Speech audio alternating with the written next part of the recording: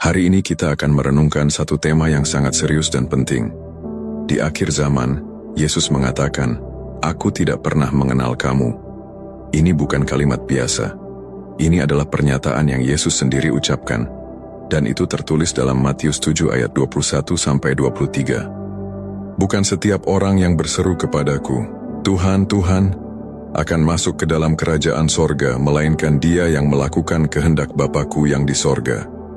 Pada hari terakhir banyak orang akan berseru kepadaku, "Tuhan, Tuhan, bukankah kami bernubuat demi nama-Mu, dan mengusir setan demi nama-Mu, dan mengadakan banyak mujizat demi nama-Mu juga?" Pada waktu itulah aku akan berterus terang kepada mereka dan berkata, "Aku tidak pernah mengenal kamu, enyahlah daripadaku, kamu sekalian pembuat kejahatan." Renungan ini akan membawa kita merenungi dua hal besar. Satu, bahwa tidak semua yang mengaku percaya akan selamat. Dua, bahwa pengenalan Yesus terhadap kita jauh lebih penting daripada sekadar pelayanan atau aktivitas rohani yang kita lakukan. Sungguh menakutkan membayangkan seseorang yang aktif dalam gereja, bahkan melakukan pelayanan, namun pada akhirnya ditolak oleh Yesus. Bukan karena ia jahat, tetapi karena hubungan itu tidak pernah benar-benar ada. Yesus memperingatkan bahwa akan ada banyak orang, bukan sedikit, yang tertipu. Mereka berpikir bahwa karena mereka melakukan pekerjaan-pekerjaan besar dalam nama Tuhan, maka mereka otomatis selamat. Mereka menyebut Yesus Tuhan. Mereka bernubuat, mengusir setan, bahkan mengadakan mujizat. Tetapi Yesus berkata, "Aku tidak pernah mengenal kamu." Apa maksudnya? Yesus tidak bicara soal aktivitas, dia bicara soal relasi. Ada orang-orang yang sibuk melakukan pekerjaan Allah, tetapi tidak pernah membangun hubungan dengan Allah.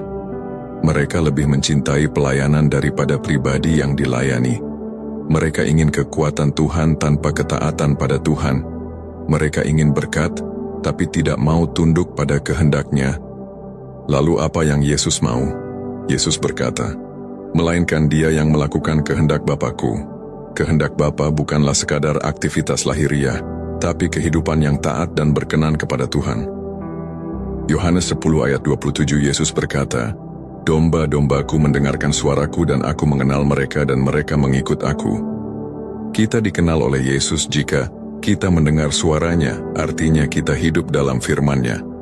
Kita mengikut Dia, artinya kita hidup taat dan setia kepadanya. Bayangkan seseorang yang mengaku mengenal seorang artis terkenal, tapi ketika ditanya langsung si artis berkata, "Maaf, saya tidak tahu siapa dia." Mengaku mengenal Yesus bukanlah jaminan.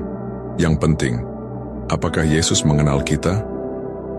Galatia 4 ayat 9 mengatakan, "Tetapi sekarang sesudah kamu mengenal Allah, atau lebih baik sesudah kamu dikenal Allah." Kehidupan Kristen bukan soal performa, tapi soal hubungan. Apakah kita mengasihi Tuhan? Apakah hidup kita mencerminkan iman sejati?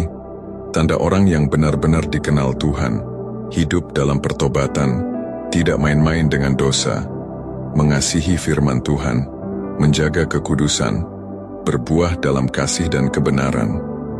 Banyak orang mungkin bisa menipu manusia tapi tidak bisa menipu Tuhan. Tuhan mengenal hati kita. Dia tahu apakah kita hidup hanya untuk penampilan atau sungguh-sungguh dalam iman. Renungan ini bukan untuk membuat kita takut dan putus asa, tapi justru supaya kita mengevaluasi iman kita. Apakah kita benar-benar mengenal Tuhan dan dikenal oleh-Nya? Kabar baiknya, selama kita masih hidup, pintu anugerah masih terbuka.